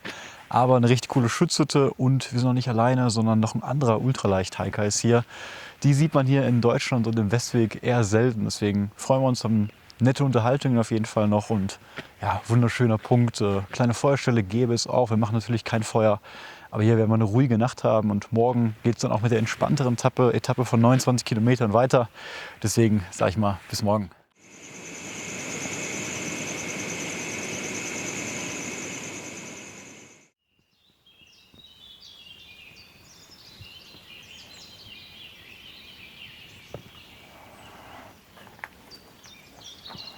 Guten Morgen zu Tag 10. Diesmal ein bisschen früher, erst 9 Uhr. Wir sind um 7:30 aufgestanden, haben dann noch da einen Kaffee schon mal getrunken und unsere letzten Wasserreserven auch wieder aufgebraucht. Jetzt haben wir nicht mehr allzu viel, deswegen suchen wir jetzt erstmal den nächsten Brunnen und werden dann wahrscheinlich noch mal eine Pause machen und richtig frühstücken. Wetter ist mal wieder richtig gut, jetzt gerade noch sehr kühl, aber heute soll es noch ein bisschen wärmer als gestern werden. Ja, deswegen sind wir eigentlich froh, dass wir heute nicht mehr diese 35 Kilometer machen müssen, sondern nur die 29. Höhenmeter sind auch wieder ordentlich dabei, ich glaube 700 oder 800 und heute Abend schlafen wir dann ja, an dem Hexenplatz, glaube ich, da gibt es auch eine Schutzhütte. Hoffen wir, dass die diesmal auch da ist.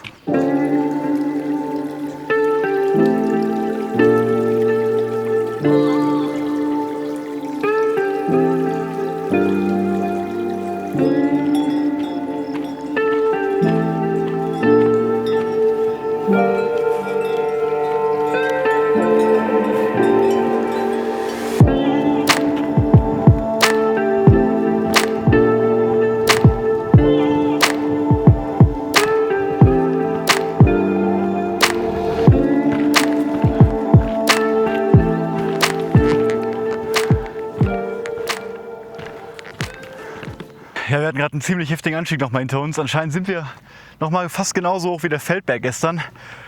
Und wie wir jetzt erkennen können, sieht man die Alpen schon im Hintergrund. Ich hoffe, ihr könnt das sehen. Und das heißt, es ist nicht mehr weit bis Basel. Das Ziel ist quasi schon in Sicht, beziehungsweise schon ein bisschen danach. Aber es sieht fantastisch aus mit dem Nebel da drunter und das motiviert auf jeden Fall, jetzt weiterzumachen und die letzten Kilometer auch zu schaffen.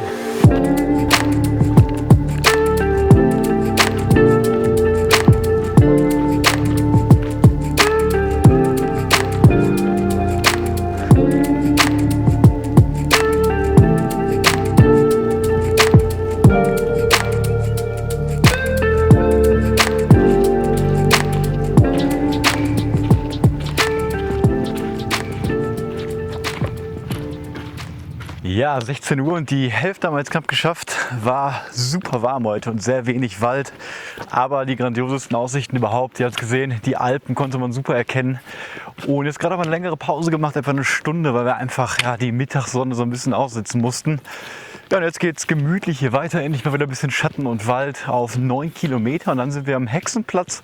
Unser Tagesziel für heute, ja, wir sehen auch schon die ganze Zeit, dass Basel nun endlich ausgeschildert ist mit unter 40 Kilometer, also wirklich erreichbar. Und da wir uns fit fühlen und gut geschlafen haben und auch den Tag schon fast rumbekommen haben, sind wir zuversichtlich, dass wir die letzten 2 Tage auch schaffen werden.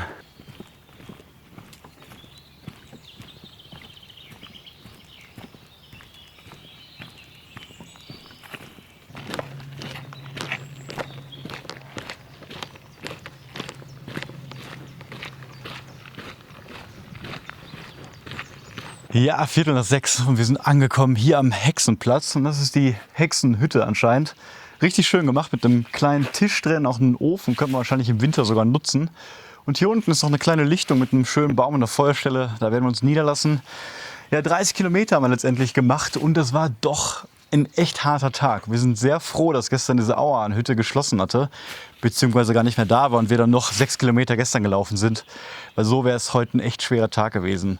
Außerdem was mit den Wasserquellen sehr, sehr knapp. Die Karte, die wir bei hatten, die hatte eine Wasserquelle eingezeichnet, auf die wir uns verlassen hatten und die war auch gar nicht mehr da. Und deswegen musste man noch an einem geschlossenen Gasthaus da versuchen, jemanden zu erreichen. Hat dann auch geklappt und da haben wir nochmal 6 Liter Wasser auffüllen können. Und jetzt machen wir uns hier an der Lichtung gemütlich, kochen was Feines, dann wird früh geschlafen. Die letzte Nacht ja für uns auch draußen. Morgen erreichen wir quasi schon fast Basel, schlafen im Hotel. Deswegen genießen wir den letzten Abend hier im Wald nochmal ordentlich. Bis morgen.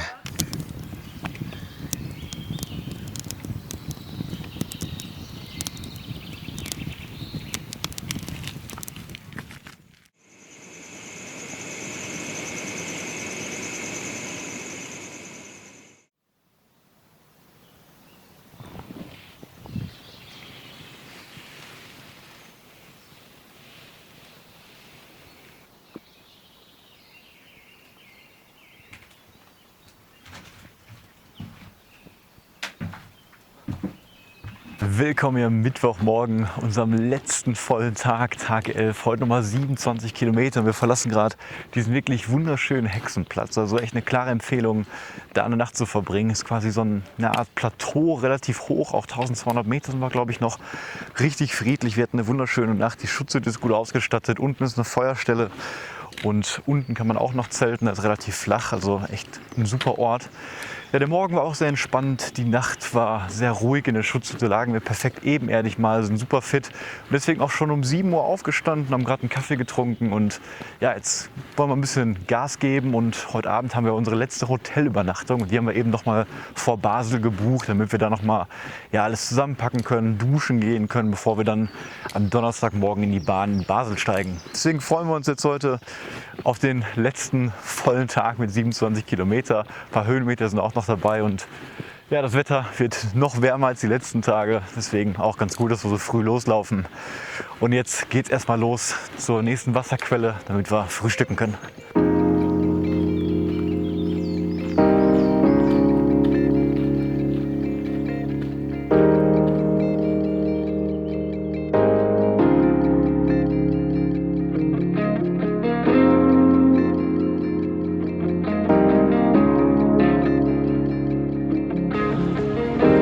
Und unsere letzte Wasserquelle hier im Dorf.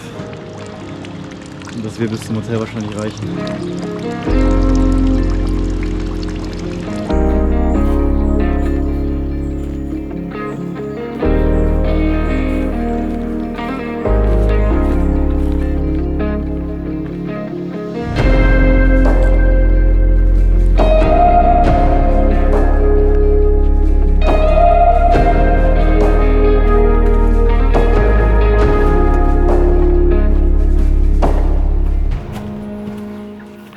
Genau 12 Uhr Mittagssonne jetzt und die Hitze macht uns auch heute wieder echt zu schaffen. Das wird jetzt jeden Tag 2 Grad noch mehr. Morgen glaube ich sogar über 30 hier. Deswegen sind wir froh, dass wir heute ankommen.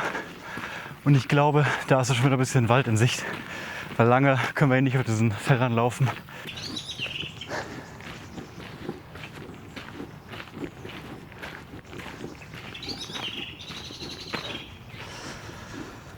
Ja, 19 Kilometer und 15 Uhr und an dieser schönen Bank hinter mir im Schatten machen wir jetzt die letzte Pause für heute und dann geht's auf zum Hotel.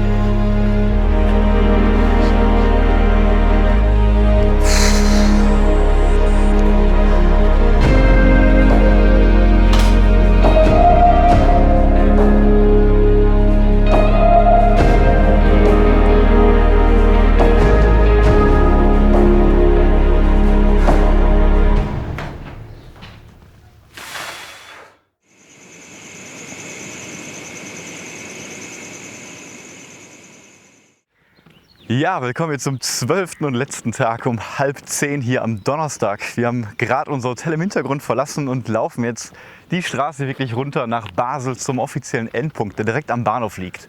Von da aus, wie gesagt, steigen wir in den Zug und fahren zurück nach Pforzheim. Und ja, wir haben uns für die letzte Nacht wirklich ein schönes Zimmer gebucht. Das Problem war nur, dass das ein Dachgeschosszimmer war und wir ja gestern Nacht noch sehr schwüle Hitze hatten, Gewitter und es war unerträglich warm. Also die Nacht war alles andere als erholsam. Und auch jetzt haben wir wirklich schon, ich weiß nicht, 20, 25 Grad, es ist super heiß und heute soll es 35 Grad werden. Deswegen hoffen wir mal, dass wir in den 2 Stunden jetzt hier noch gut durchkommen und viel Schatten haben. Und dann melde ich mich gleich nochmal mit einem Fazit von dem Endtor am Bahnhof.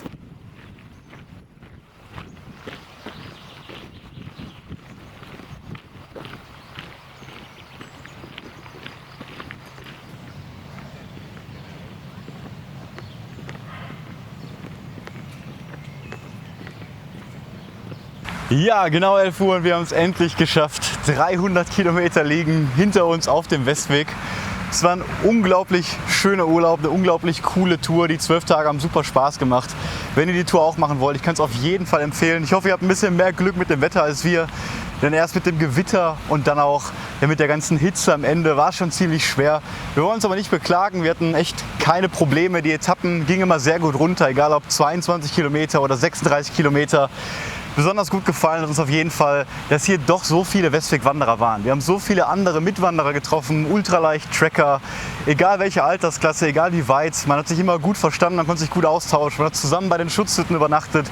Uns wird unglaublich viel auch geholfen von den Anwohnern, immer unterstützt mit Wasser oder guten Tipps. Und das ist für mich, was den Westweg eigentlich auszeichnet, dass man hier doch von den Top Trails of Germany eine relativ große Community hat. Deswegen nochmal meine Empfehlung. Lauft den Weg und falls ihr noch mehr über Behind the Scenes hören wollt, wie wir den Westweg nochmal im Detail fanden, werden Sebastian und ich jetzt in 3 Tagen am Sonntag in unserem Podcast Zeltgespräche darüber reden. Ja, und ich hoffe, die Tour hat euch auch Spaß gemacht, genauso wie uns dabei zu verfolgen. Und bis zum nächsten Mal. Ciao.